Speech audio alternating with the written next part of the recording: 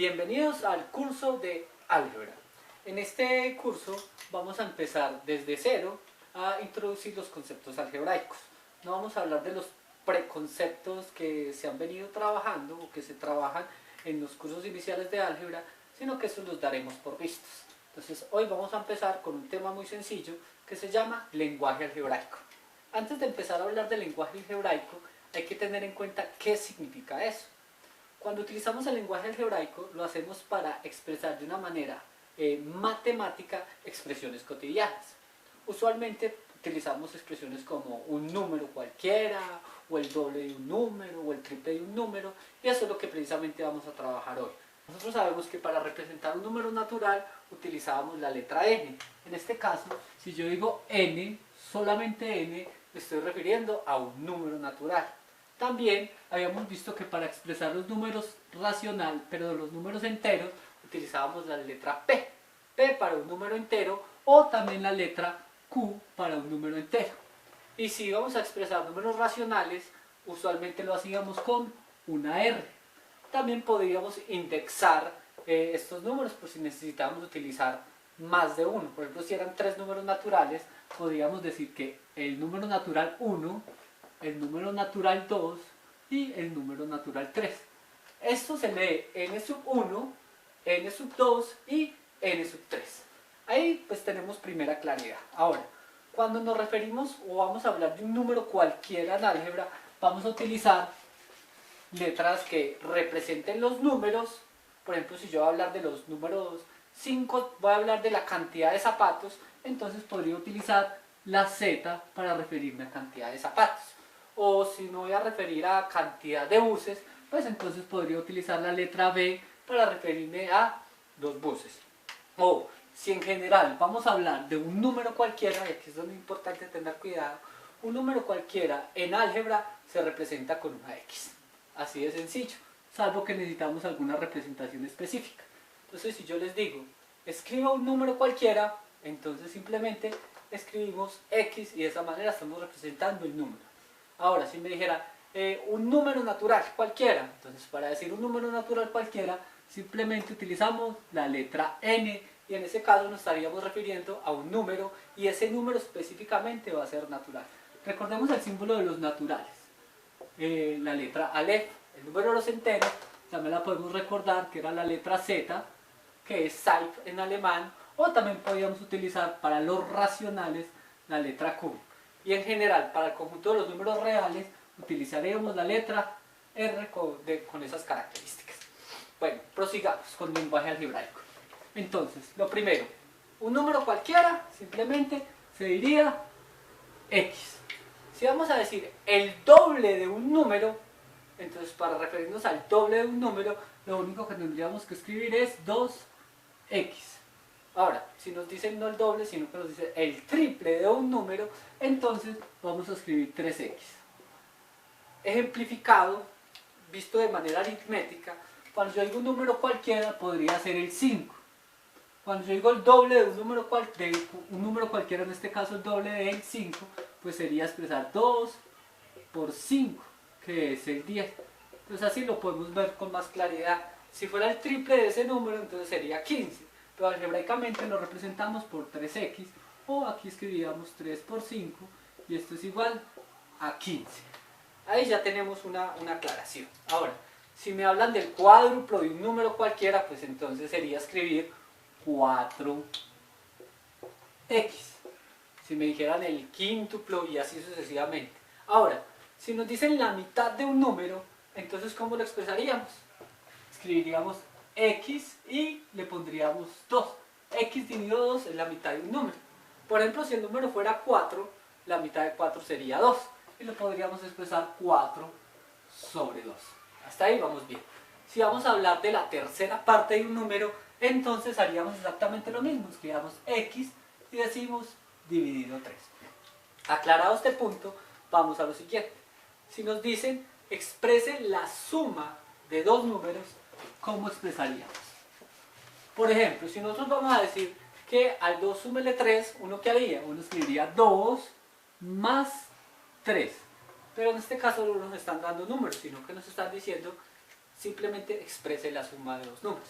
¿Cómo se expresa la suma de dos números? Entonces ya tendríamos que utilizar la x para un número cualquiera, pero en este caso necesitamos otra letra distinta, entonces utilizaríamos la y. Y para expresar la suma de dos números simplemente escribiríamos x más y. E igualmente, si yo quiero representar la diferencia de dos números, simplemente escribiría x menos y. Entonces aquí quedó claro. Ahora, si nos dicen tres números, pues lo mismo. Simplemente diríamos x más y más z. Y esa es la suma de tres números. No nos van a decir la diferencia de tres números porque no tiene sentido. Bien, ahora, expresiones un poco más complicadas, podría decir el cuadrado de un número.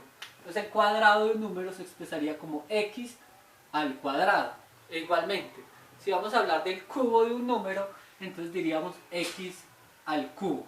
Bien, y si vamos a hablar del producto de dos números, entonces como hablamos ahora, dos números, el producto de dos números escribiría 2 por 3, en este caso, este 2, para hacer un número cualquiera tendríamos que escribir x, y para hacer y, un número cualquiera, escribiríamos xy. Aquí hay que tener la aclaración, y se sale ya de la parte aritmética, es que no vamos a colocar el puntico que significa multiplicación. En álgebra simplemente escribimos dos variables seguidas, dos letras seguidas, aún no hemos visto el concepto de variable, escribimos dos letras seguidas y esto representa un producto. Es decir, que si yo le fuera a dar unos valores específicos a la x y un valor específico a la y, entonces se escribiría 2, los escribiríamos entre paréntesis, 2 por 3 nos daría 6. En ese caso, si fuera a reemplazar el valor de x y el valor de y. Bien, si nos dijeran, por ejemplo, el cuadrado de un número por el cubo de otro número. Entonces, el cuadrado de un número ya sabemos cómo se escribe, x al cuadrado. Y el cubo de un número, pues también sabemos cómo se escribe. Como no son el mismo, simplemente escribo y, x al cuadrado por y al cubo. Ahora vamos a ver unos ejemplos más complicados.